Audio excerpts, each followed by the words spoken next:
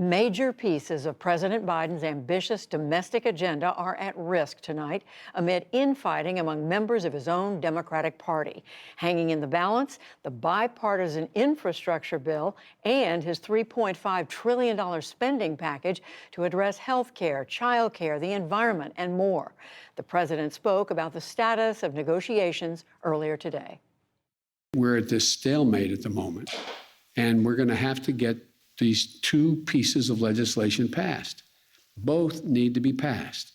And Amna Nawaz joins me now. So Amna, tell us more about this stalemate the president's referring to. Judy, it's a big acknowledgement from the president, but he's sort of been building his language towards this, and it is very descriptive and indicative of where they are right now. You're talking about two major bills, both central to the president's economic agenda, that $1 trillion bipartisan infrastructure bill, the larger $3.5 trillion reconciliation bill. They are locked up in an intra-Democratic Party battle right now. So we know, of course, centrists want that bipartisan bill to move forward through first alone.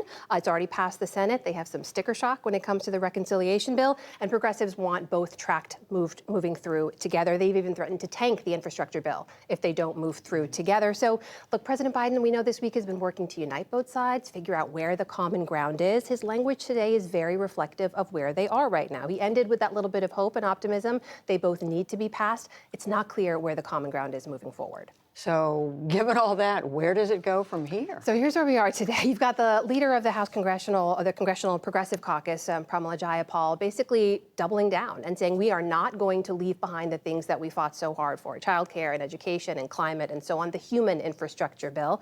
And she had some tough words for those moderate centrists, for Joe Manchin and Kyrsten Sinema, saying, you drafted the infrastructure bill without input from us. We've drafted the reconciliation bill. You now need to come along. Now, Senator Manchin has said this week that President Biden asked him for a number. He said, tell me what you'd support. What would it take to get your support on this bill? Please just continue to work on this. That's where we could see some agreement, if they can come to some kind of compromise on the number. But the House, meanwhile, is going to continue to work through the weekend. Speaker Pelosi's office today told us the Budget Committee is going to continue to mark up that reconciliation bill tomorrow, then goes to the Rules Committee. A source in her office says they are very much moving forward. But in her latest letter to her Democratic colleagues, she did have some careful language. She said, as negotiations continue, there may be changes. So maybe bracing some members of her caucus that some of the details or the contours of the bill could change. It does end with a plan, though. Speaker Pelosi announced she does plan to move forward next week with two bills, both infrastructure and reconciliation. And we should say she pledged to bring the infrastructure bill to a vote on Monday, when, by the way, Judy, the Senate is also likely voting on continuing government funding and raising the debt ceiling. So just all of the things happening on Monday. All of it's happening all at one time, and we will see what happens. It is going to be a full weekend. We will see. Amna Nawaz, thanks very much. Thanks, Judy.